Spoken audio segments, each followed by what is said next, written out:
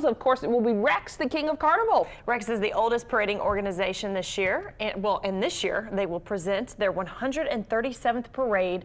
That's at 10 o'clock this morning. Meg Ferris is at the Rex Den on South Claiborne with more. Good morning, Meg.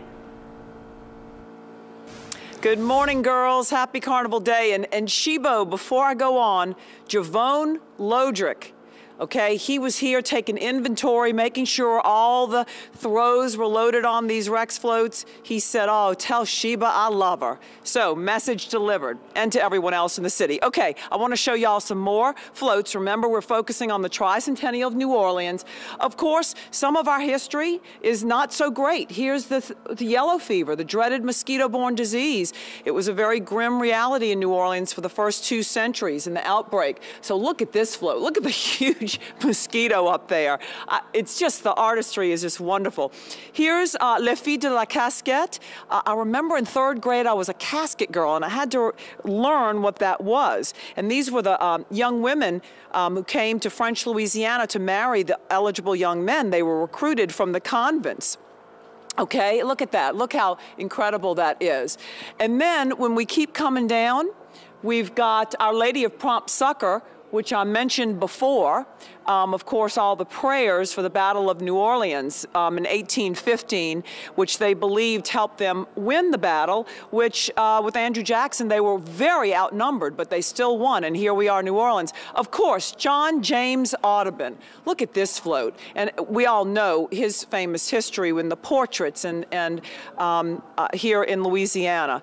Born in Haiti, by the way. And then let's go over to this side. Jean Lafitte.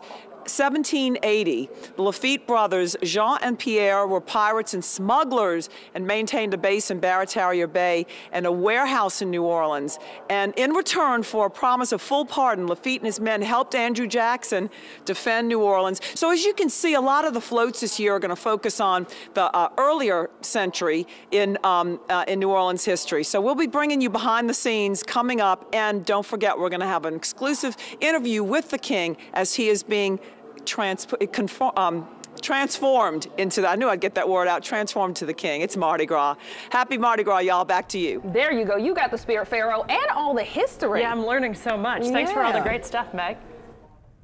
And Zulu and Rex are just 2 of the parades that are going to roll today. Yeah, once Rex is complete, then, of course, we've got the truck parades. Elks Orleanians is first with about 100 floats, followed by Crescent City with 55 floats. In Metairie, Argus rolls at 10 o'clock with 20 floats.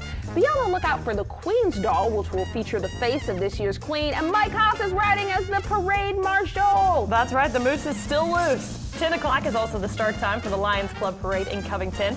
This year's Grand Marshal is Covington native and Houston Texans cornerback Treston Deku. Homa will have 3 parades today, starting with a crew of Homas at 11 o'clock.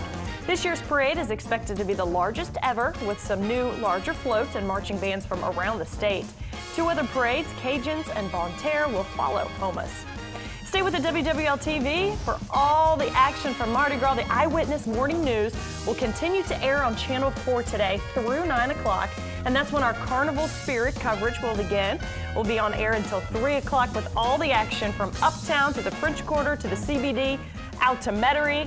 And if you're away from the TV, we'll have live streaming on our website as well as our app and Facebook page.